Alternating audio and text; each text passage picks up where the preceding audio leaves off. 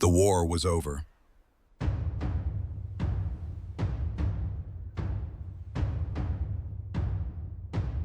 Everyone agreed on that. The ships had left Troy. Men were counting their dead. Some were already back home.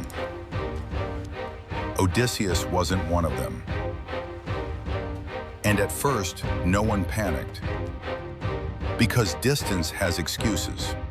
Weather, currents, bad timing.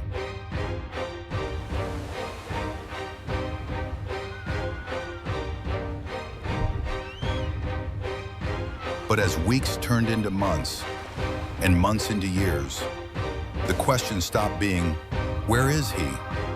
It became something quieter. What's keeping him? Because time doesn't just pass, it leaves marks.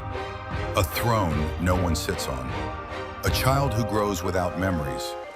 A name people stop saying with certainty.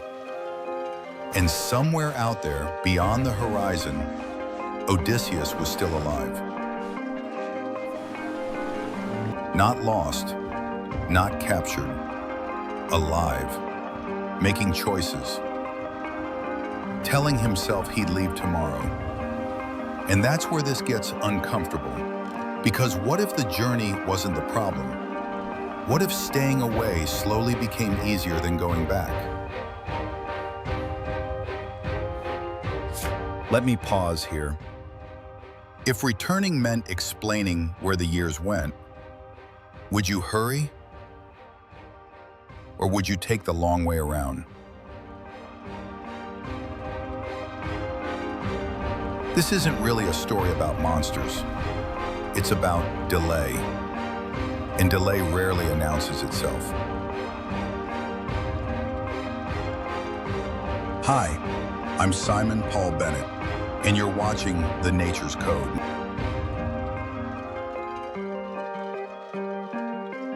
Odysseus didn't leave Ithaca trying to be remembered. He wasn't chasing glory. He left because war doesn't ask what you want. It just calls. He left behind a small kingdom that depended on rhythm more than power. A wife who understood patience better than anyone should have to. A child who wouldn't remember his face. And Odysseus believed, honestly, that he'd be back. Not someday, soon. That belief matters. Because the farther he went, the more it got tested. 10 years of war doesn't fade quietly. It trains you to hesitate, to measure, to keep control. Odysseus learned to survive by staying sharp, by never committing fully, and that worked. Until it didn't. Because home doesn't respond to tactics. They didn't need to enter the cave. That part often gets skipped. They already had what they needed. But Odysseus wanted more than safety. He wanted certainty. He escaped the Cyclops, yes, but that wasn't the mistake. The mistake came after, when he spoke. When he gave his name, there was no strategy in that moment, just pride. And pride has a way of echoing. After that, the sea stopped cooperating. Not all at once, just enough to slow everything down. Routes stretched. Storms arrived early. Progress turned into repetition. Not failure, just delay. The kind that feels manageable. Until it isn't. The Sirens didn't chase him. They didn't threaten his life. They offered him understanding. They told him his suffering meant something.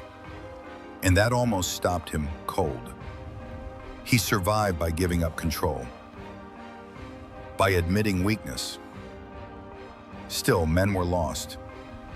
Not to violence, to attention. Because distraction doesn't look dangerous. It just eats time. Back home, nothing dramatic happened, which is the problem. Life continued. Penelope held the line once. That's enough. The child grew because children always do.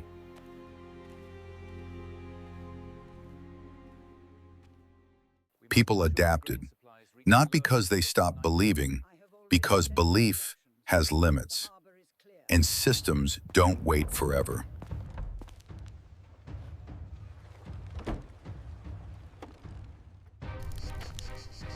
Some choices don't offer clean outcomes, only survivable ones. Odysseus chose. Men died, not because he was careless, because leadership sometimes means choosing who doesn't come back. That decision stayed with him. It narrowed the journey, made it lonelier. You've probably done this too. Pick the option you could live with, and then lived with it longer than you expected.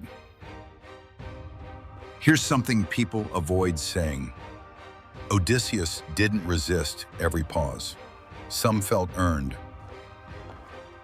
Circe didn't trap him. She offered rest, and rest is convincing when you're tired. He stayed, not because he forgot home, because leaving meant starting again. Eventually, something changed.